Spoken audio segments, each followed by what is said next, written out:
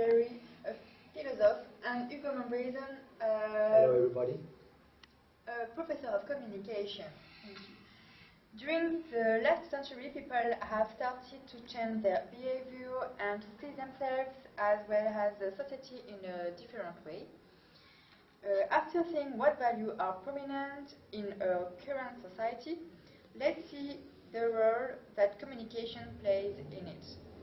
First, let's take a closer look at the society. So, Mr. Rick Montbrison and Mrs. Berry, what main characteristic can describe people in a current society? So I think that I can say it's obvious that some changes have occurred. People tend to be more and more connected, and this interconnection is part of something. It's the result of a social connection. So nevertheless, there is a kind of duality. We are looking for socialization, and on the other part, there is more and more individualization.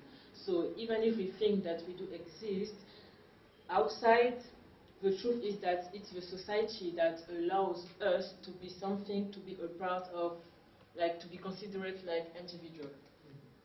And in our modern society, people have to deal with feeling of powerful, superior, and furthermore, social demands are surrounding us.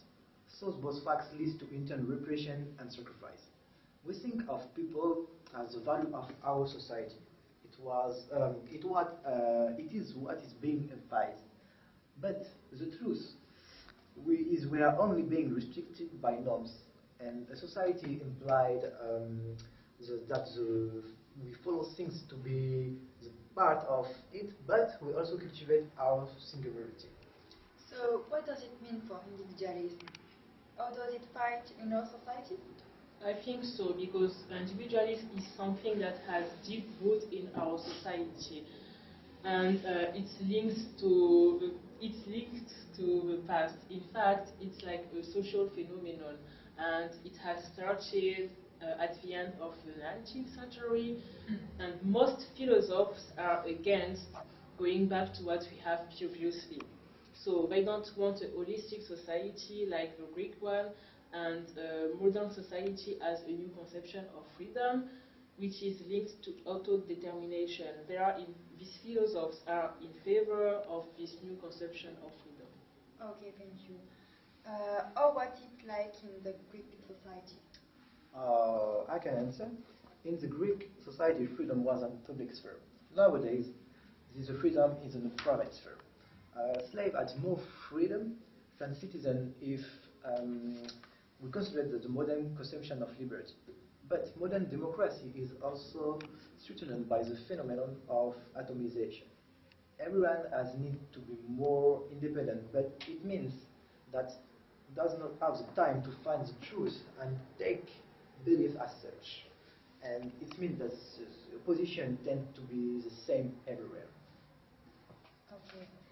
And to conclude on this topic, is individualism still the same in our postmodern society? It's quite difficult to say, because individualism is linked to the end of the URSS, because this hand has provoked a political disenchantment of all the world with the rise of conception and technical progress, etc. Yeah, but in the modern society, people want to affirm their rights. And we don't think our personal blossoming can take place outside the society, and we accept to subordinate to collective rationalization. And in the postmodern society, we tend to be less and less rational, and we lose our subordination to the collective structure. There are new values like personal achievements or respect of subjective singularity. Is not a phenomenon of isolation, because it's important to socialize the exist and succeed. I may have something to add. We can already see that this process has been exacerbated by the media exposure, and nonetheless, it seems like social existence has been centralized on people and not on the public scene. Okay. Thank you very much, Mrs. Berry, for your presence, and with us, a new guest is coming for the second part. Welcome back, everybody. Daphne Thury, a professor of philosophy, has joined us on the TV show Hello, Daphne. Hello. So, what role has communication played and is still playing in this new society? So, some have described the postmodern society like an era of emptiness. We are not concerned anymore of our common history and our common culture. This has led us to some kind of hedonism. For example, we can apply this concept to material things. Our nowadays society is called society of consumption. We do not buy items because they are necessary to us, but because it is a social phenomenon. It is based on the image that we are sending to others, the one we want to send to them. Yes, and in fact, it is even a new way of consuming, that's been seen for the last few decades. What we can call overconsumption, has only been increased with the appearance of a new media. The internet allows people to look constantly for new items, to buy them instantly. Not only does it allow people to always be able to consume, but it also gives them some sort of anonymity. Okay, but it's supposed to be good news, isn't it? Not necessarily. We can see some problems that have emerged through this. Overconsumption has reached a level that is not only dangerous for people, but for the planet itself. People are looking for new items. They have more and more trouble fixing their attention and being satisfied.